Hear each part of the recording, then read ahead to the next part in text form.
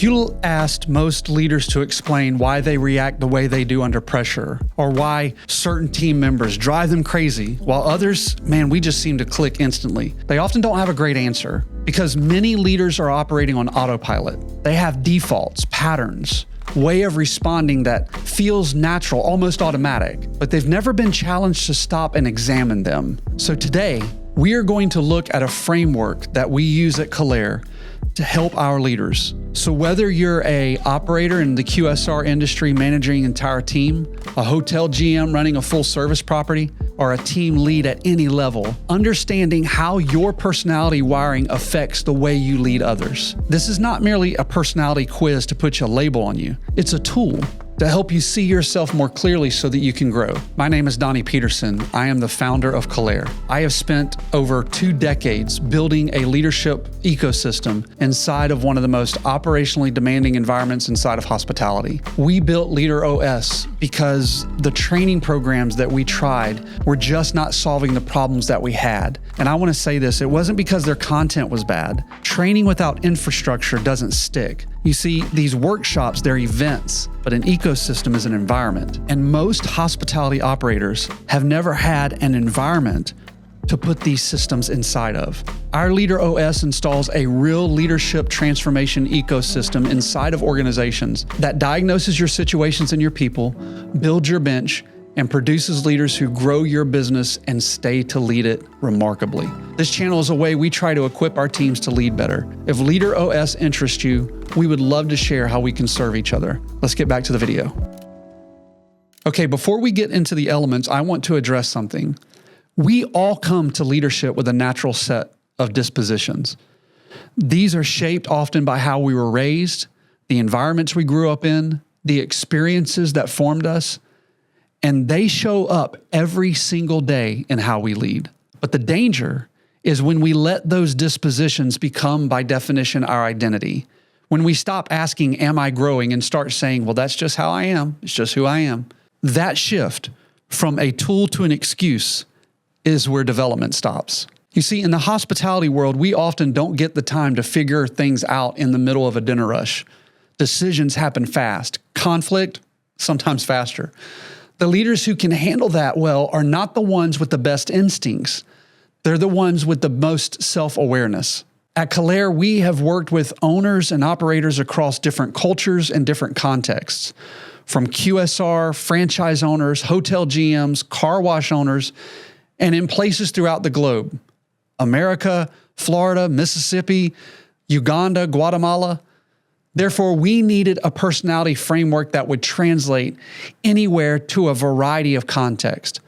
So providing meaningful depth with universal reach. That's why we landed on the 4 elements: fire, wind, water, earth. You see, these aren't Western constructs. Every culture on earth understands what these elements are and what they do. And they give us a common language for all of our partners, both locally and globally, that we can use. I want to break down each one for you. But as I go through these, I want you to be paying attention. Notice which ones feel familiar, which strength sounds like you, and more importantly, which challenges that you often recognize in yourself. First, we have fire. Fire personalities are bold, assertive, results-oriented. These are the leaders who walk into a room and everyone feels it. Man, they're confident, competent, they drive action. When a decision needs to be made, the fire is going to make it. When a goal needs to be pursued, the fire is going to pursue it. But fire also has an inferno side as well.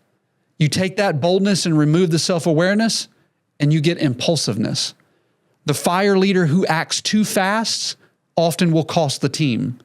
You can take that confidence if it goes unchecked, and you get egotism and pride. You see, a leader who stops listening because they have already decided that they're the smartest person in the room. Fires can build things fast, and they can burn things down just as fast if it's not managed well. Next, we come to the winds. Wind personalities are the life of the party in the operation. Man, they're optimistic, they're spontaneous, they're friendly. They bring energy to a team that no other element can match. If you need people excited, if you need momentum, if you need someone to make the work feel worth doing, then man, you want a win leader in the room. But wind has a blistery side too. That spontaneity can become inconsistency. The win leader who starts every initiative with full enthusiasm, but almost finishes none of them. That optimism can become unrealism. The win leader who promises things they can't deliver because it just felt good to say yes. You see, wins can manipulate, not maliciously, but their charm is powerful and they sometimes use it to get what they want instead of doing the real work of persuasion.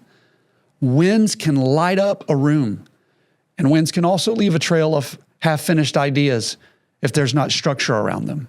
Next, we have the water. Water personalities are the anchors. They're steady, they're loyal, they're cooperative. They are the team members who show up every day. They do the work without needing recognition. They hold the group together when things get difficult. On a high-functioning leadership team, water is what keeps the relationships intact. But water also has a flooding side. That steadiness can become complacency. The water leader who never pushes, never challenges, never takes the risk that the situation is going to require. You see, that loyalty can become over-dependence. A leader who can't make a call without consensus. And waters often will avoid conflict, sometimes at a real cost to the people that need it. Necessary conversations that never happen. Problems that don't get addressed because, well, addressing them would just disrupt the peace. You see, waters can hold a team together through anything, and they can also become a pond if there's no current to keep it moving. Waters can hold teams together through almost anything, but they can also become a stagnant pond if there's no current to keep it moving. And then finally, we have our earths. Earth personalities are the foundation builders. They're reserved, analytical, and precise.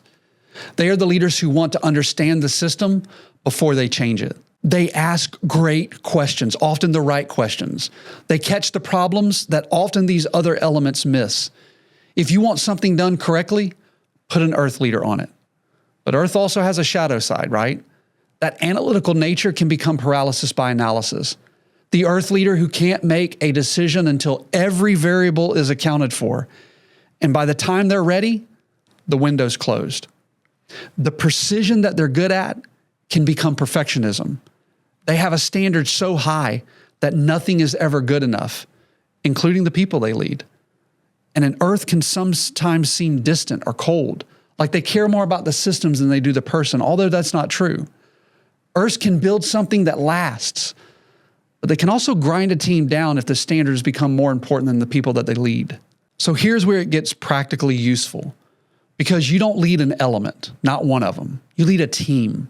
And when different elements are in the same room, things happen. Some of those interactions are generative, others disruptive. Understanding which is which changes how you manage. Winds, they stoke the fire.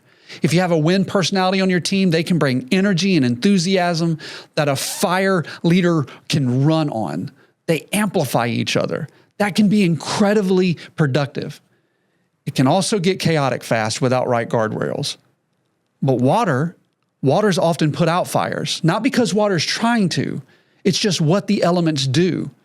A steady, conflict-avoidant water personality working under a bold, impatient fire leader can create friction that never resolves itself. The fire leader thinks the water is slow and disengaged. The water leader thinks the fire is reckless and unsafe. And neither are wrong, and neither are right. They're just reading each other's elements. Earth gives water direction. A water personality without structure becomes a stagnant pond. But when earth creates the systems and the processes, man, work can become awesome for a water. They flourish. And that loyalty and steadiness of a water channeled through the structures of earth is what makes great operations. This is why we love this model. It doesn't just describe individuals. It describes relational dynamics, team dynamics. And the diversity on your team is not a problem to manage. It's a resource to develop.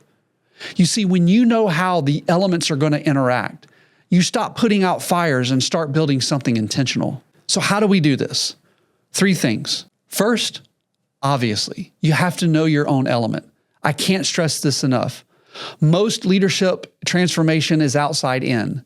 You study the leadership principles, you implement the strategies, you adjust your systems. But this is inside out. Before you try to lead anyone else, you need to know what you're working with. In the resources below, there is going to be a worksheet that can help you identify your elements. Here's what I want you to do with it. I want you to circle the strengths you identify with, circle the weaknesses you recognize in yourself, and be unbelievably honest, because the one that stings a little, they're usually the right ones. And then second, recognize your team's elements. You don't need to run formal assessments on everyone, although I do think that's useful, but just start by observing. Watch how people respond to pressure. Watch how they make decisions. Watch who energizes the group and who grounds it. And over time, you're going to start seeing the elements in action. And then third, and I think this is one of the most important that most leaders skip, grow beyond your element. Your element's not a ceiling, it's the floor. Character development work in Leader OS is built around helping leaders cultivate traits their elements naturally resist. A fire leader learning how to be patient. A wind leader learning how to have discipline. A water leader learning how to initiate. An earth leader learning to act before perfection is reached. That is the work. Because here's what we've seen across years of working with operators. The leaders who struggle the most are not the ones who lack talent. They are the ones who have spent their entire careers doubling down on their strengths and avoiding the development that their element most needs. And that is where you can find transformation. The 4-element model is just one piece of a larger framework that we teach at Calere, an ecosystem for transforming the kind of leadership character that holds up under real pressure. Not in a seminar, but in your operations.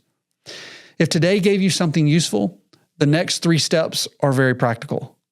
First, if you want a quick win, we have a free element mirror prompt. It's an AI prompt, a diagnostic.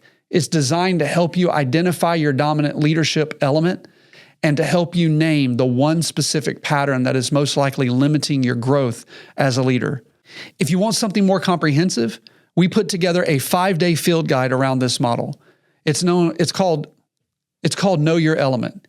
Each day takes about 15 minutes, and you're going to identify your dominant element, examine your strengths, confront your challenges, map your team, and build a specific development plan. The links are going to be in the descriptions below, and both of them are totally free. It will do more for your self-awareness than most full-day workshops will do at any given moment. Lastly is this. Most operators talk about having great people, but the problem is they don't have systems to bring consistent transformation for them inside of their environment. And that gap between the people they have and the organization they could build is the most expensive gap in your business. It doesn't show up on the P&L as a line item. You see, Leader OS fixes the architecture. It's a proven leadership transformation ecosystem built into your operation. 3 phases. Diagnose your culture, build your bench, and then scale the system. We only work with 6 businesses at a time. And if that sounds like where you are, if that's a conversation worth having, see the Leader OS link below. Hey, if you found any of this video useful, share it with someone on your team who needs it. I will see you in the next one. Take care.